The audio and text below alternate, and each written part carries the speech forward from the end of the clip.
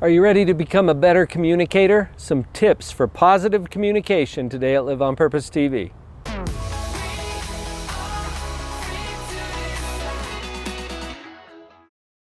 Positive communication takes us right back to the basic model of communication. It starts with a sender and a receiver. Any communication requires both. The sender is where the message originates. It's going to the receiver. So let's say that the sender has message A in mind, whatever A represents. This is the message that needs to get through to the receiver. Before the message can even be sent to the receiver, it has to be encoded.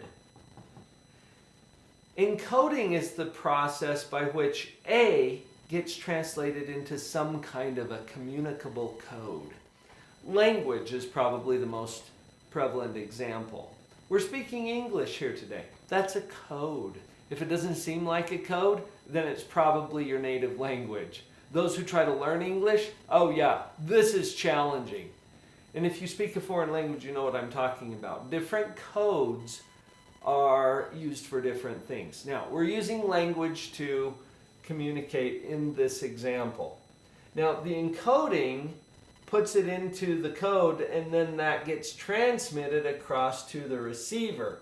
Well, before the receiver can pick it up, it has to be decoded. This decoding process assumes that the receiver already knows the code. Minä osan suomea, ja jos minä puhun suomeksi, te ette ymmärrä sitä. Oh, sorry, switched codes on you. Those of you who are my Finnish friends understood that.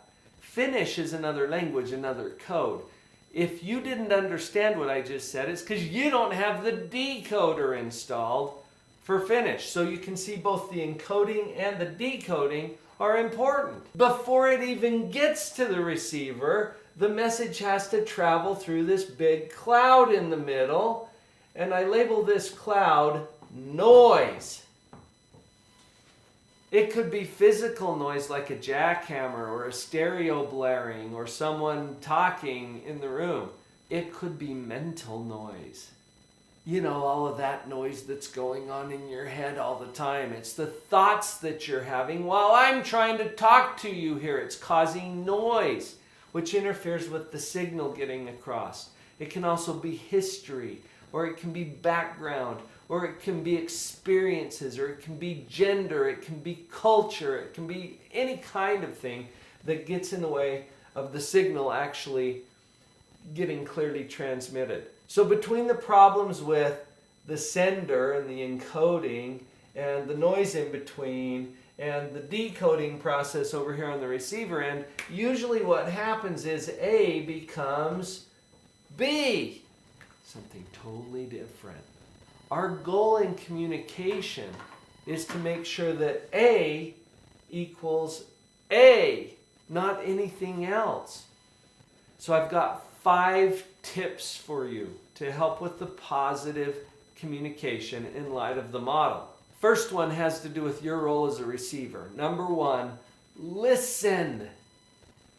Listen more than you talk. Listen to understand.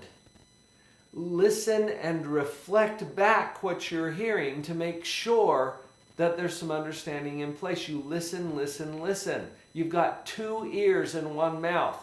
Let's kind of use them in that ratio and see what happens. Now, I mentioned you listen to understand. That leads us to tip number 2. Seek to understand rather than to agree. Seek to understand. This is our whole goal. A lot of people get tipped over some of the noise, actually, that happens on the receiver end of things, is this sense that, well, if I show them that I understand, they're going to think I agree with them. Okay, quit stressing about that and just get on to the goal of understanding. Understanding and agreeing are not the same thing. So pay attention to make sure that A equals A. That's our whole goal. When you are the sender, you will express to be understood. That means you're not trying to persuade or convince or change someone's mind about something. You are simply encoding this thing in a way that makes it most likely to be understood. Pay attention to your body language. Make sure that you are using the language that is understood by the receiver, that there's a decoder already installed in your audience. Positive communication tip number 3. Stay focused on your audience. Here's what I mean by that. Your focus is going to be consumed with something. Is your focus on yourself? Is it on how you feel? Or is it on how other people are feeling? We did another video here called How to Get People to Open Up to You. Take a look at that one to get some ideas about how to keep that focus on other people rather than yourself. This really enhances communication. Strategy number 4, maintain appropriate contact. Now, I could have said eye contact here, which is one form of contact. But there are other forms of contact that will help to increase the efficiency of your communication and make sure that A equals A. For example, your facial expressions. I'm thinking of this as part of what I mean by maintain appropriate contact. Do you know how when sometimes you're talking to someone and the lights are on but nobody's home? It's like they're, gazing off into space or something. There's no contact there. When you're listening particularly, and also when you're the sender, maintain contact. Stay here. Stay focused. Appropriate eye contact is part of that. But your facial expressions, your gestures, your body language, all of that is going to help you to maintain appropriate contact. And positive communication tip number 5. Smile. Be positive. Say yes.